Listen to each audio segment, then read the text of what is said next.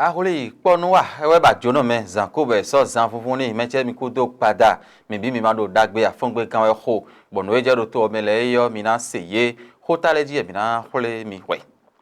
mina tno menjele nyon lesin hwe duwa ido vodugbe gla mi do gudo aye me yo edugbon fi keke do taji yo kutonu e so mon koton do gloglodi nyon na goji to amazon fene lo blo kanu ni wa panu kunu kugo hwe hweton nyon le e do na do hwe lo kanadi jan mo na le tamendo ne kana gbe bonu kon ina tin acheyin ton le tamendo na mi hwi dio mi to ton mo na do pe ton mi minap nole o khade metin bodo vedo kofne no yolodo o gbeno kpo fene tin ali kegetin bo kanado PAPC osin ye kame ali dele tin bo ka khoyinken bo de do fo ne kagben bonu ti mo anji to si ro khame fene le yo ye zewe bodo no kan bi ku yo ze mi adu pe tonu mi khode bodo mi si mi na so bale so gona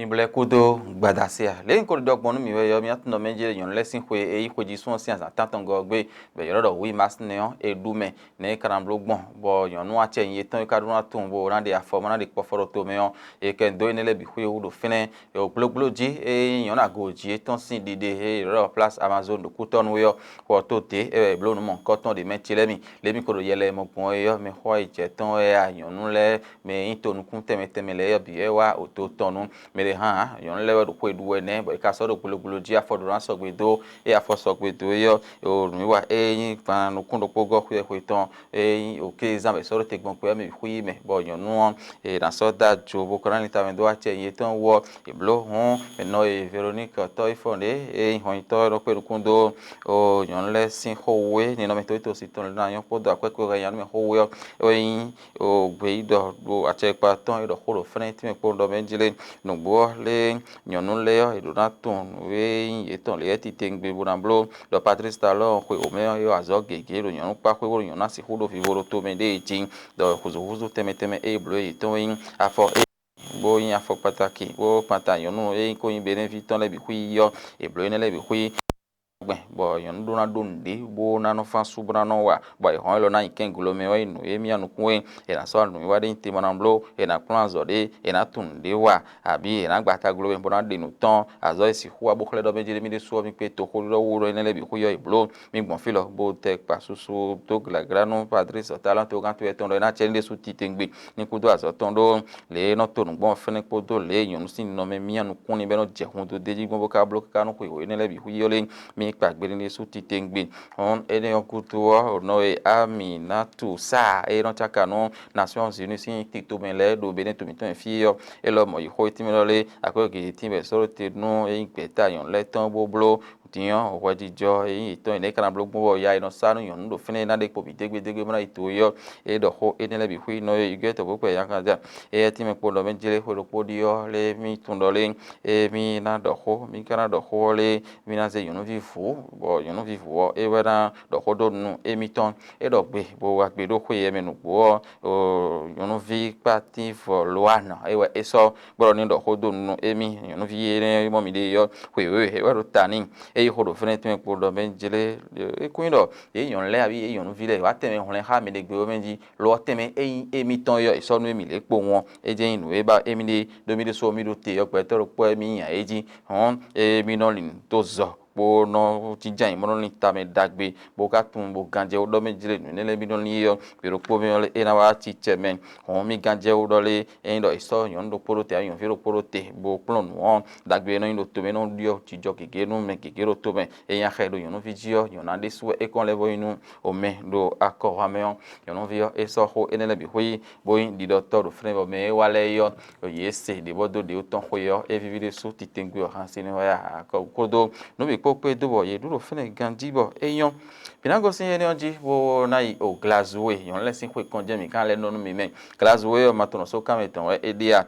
ye du kwe yo do ton bo o Matin Libre TV mi o do tonu o romia do wi ko jamari o kedo luko e to ton do ton ya do gbe ton le mi ko yegbon yo mo le acho je egbon ya ye da we ton ten bo ba cho de je khagbon do ye go sin to pon we bi ne to ton bi kwi men bo akwe mo ko ton sin do bralim to zo bo na si hunje hundo nu yin o yon ton sin apa we Samirat Adam bare ye mo mi de e wen o gbe lo yon le ton do fan club romia wada yo sin alinu etime podole fere fidi oko le yen di me ko sogbe tabo cité boni na blogbon tin bo ho yon lepo fi yon fi lepo e ko vero ko ibona iblo so mi yo e we nu ni pon ile menji e na gon kle to ko le bi me sarata le bi huye me to pon la vi podo to pon le bi huyi po me huyi wo ti an yon ne le bo ache yin ton be o fodide wa e so e ma do gba tin we na iblo nu mo ko ton yo le e na ho kan ton to lo ha de ti hon play lo fene ko ino le huyi kada we e so lo bo Ronaldo we ya me anu kwe po bo jawa we ya ina linta me pon bo na pon le nu kon ton ne kana blagbon bo me so do ye me ru po do kwa che pa po sinu bo ina si fu do nu kon do so mi ho ina ho kan ton le ti Emerico Joel Alagbe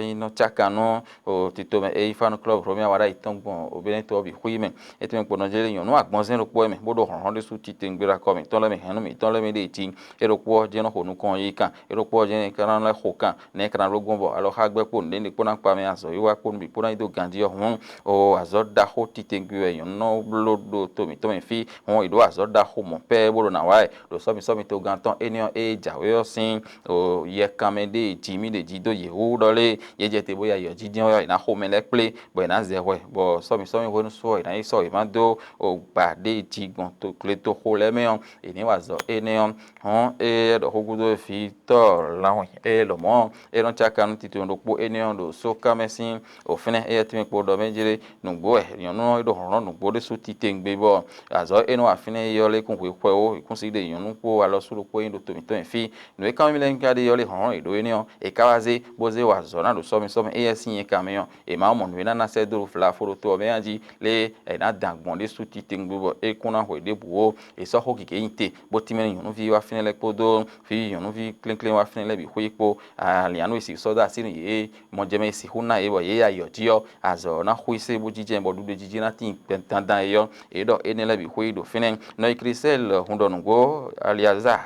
Alioza e ti mi podo menjire nu gbo azo ke ti wa che kwa fune din sorote bo lor do nyonu si apa ho ye yon le do po je do leton e don lo kleta ho eton le gbe ho eton sarata eton la mi kha eton me chuo o akwekwekwe yanu me la lo do me pepe yonu vi leton ne le bi hui mono wa nu ye aji hon e ne bi hui azo e mo che kwa wa te ba che kwa ka de aji nu kon yonu ton hozo yonu ton e ba je de ji hon kle ne blo Glasgow fine yo e yan yi ti jon po bo do ho ikere ame ne kana blogbon bo nu kon inatin ate yon ton ina to so mi e ja we do nu kon ton e do ji na pa mi mo be ne kun bi hui ji yo e so gbe ta ni bo site deji bo so da kun hui bo mi do ton bo ton le mi lo mo mi kuna o we se o ho de fo e ji mi na yi no mi do fie yo e we yin o mi na ku tonu o fe do ko sin ha me fine o ha me fine e no yo do gbe no po e me do gbe no ko sin ha me do fine do fe do ko a mi do to kon la fi o ko me do ku tonu to wi to si e do file yo ye do Home hunye debo do gbe no posin kha me do fine do fedo ko a mi do to pon la vie o go me do ku tonu to wi to si e do file yo ye do nu kmen lan di desu do ho do dai we ho de yo e ka do bo ma ka so ablo de ji a o ne ono ve me u de su titengbe e we ve bi ye o be bi ze we bo tun tono me jele mi na su cho ho ye lo to nu kunle bo ina si fu se gbe emitan titome e so te be yin PAPC bodo alizo gege wa e bo na si hu zon bo to gba me ho na de po do ku tonu ko khade de le me po e ko yin kanu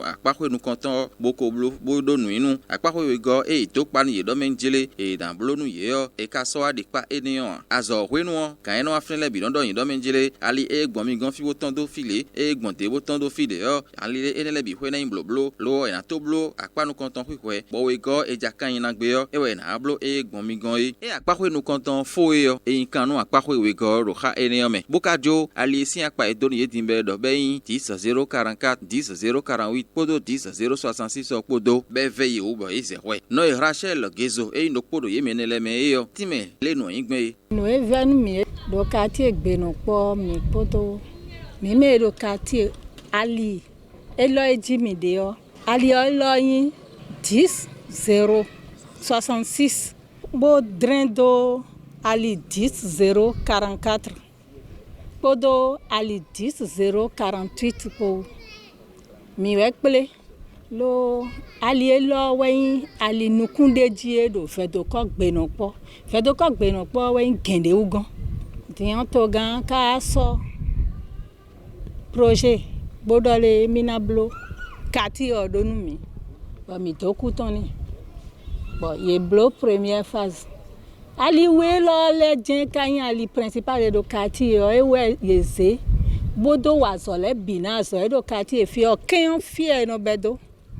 o ko fi no bedo o gan fi no bedo moto ele o caterpillar eton le bi o fi jen no bedo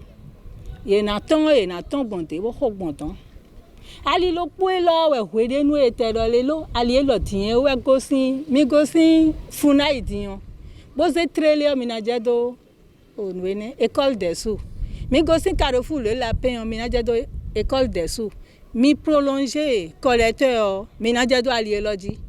mi gosin Sainte Rita bogbon Saint-Luc diyan bo da sa caniveau Sainte Rita ton Ali loji je mi na le ton do trolo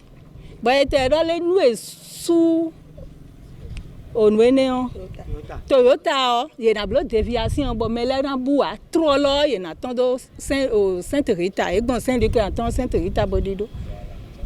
e ka je semaine passée be yo mi mercredi bo le na lancer deuxième phase odiyan ye dole Ali ene le kunso de me o mi do dagbe aji ye ka monu de bona mi a e dole entreprise ora le mi khonu bo jan sawe c'est normal no esoniyan ewe na blo no hodo no gege kakore do khame hono ejalizo eni wedai tiyan ele so Ali enele nkan yo o fe defo tin bo to si ro khanele me yo e na jemi moji po fi fufu lepo bezon be ro choho so e boro akhosu po do to nukun lepo yo ro mejele ye ni segbe emitan bonu peta eni e so bode Ali mo hun lesime yo enlevo so han bo kenklen bo blo Ali lenu emi o ve mi ton na sin lo nous comptons ye be azor lampadaire lo we attendait au fond et là dit fond et pour les doigts il est ti et son wa so a dion collecteur et blo côté dio e wuzu ne mi ne yo keto o fi mi tan le no biome dayo to we o fi le no biome bo no ni to de mi ye gbe kaka me de no se ajinwe dion ye blo e caniveau mo bo jodo infine amos le lo le do fine ajo to te jajo bo bi o caniveau me na mi de na agbon bo tun lo e bi o caniveau me bo bi o gba me bo dido me si tun wa nu ji ka wa ja pere o mi na dan fo ka ke do de bu dogban le depression bi o riwe lo le même avant ji de bu ja do fe do ko sin e blo bi o fi lo eno wa bono gbon ko te sinu kan bono gbon fi bono yi tiyan ye le do ko kaka wo su ye do ko bo su bo fi si ona gbon ma de a o sin na yan gbo bi o pe gbenu mi am lo do examen bo mi fon zan courant na o wuli mi ye ni kenklen to gan ni kenklen bo pon ho nu mi pon wewe bo godo wi men mi lo de nu an chichiwe o eyan do esi hufon bodo sin flumen do khame bole gon alima mo nu we no wa o ametele mi hon yero cho ho so do menjile esi huyin blo le ko dogbon sin tonu yida yo era hon khobe nu tovi e no khole Ali enele eni ojije mi na te dormi gbada ndin po metele mi era chen do poro mi ton le mi kudo te kudo gbe nonu wa mi ton le do Martin Live TV ti fon gbe sinu wa e ko bi te gbe e so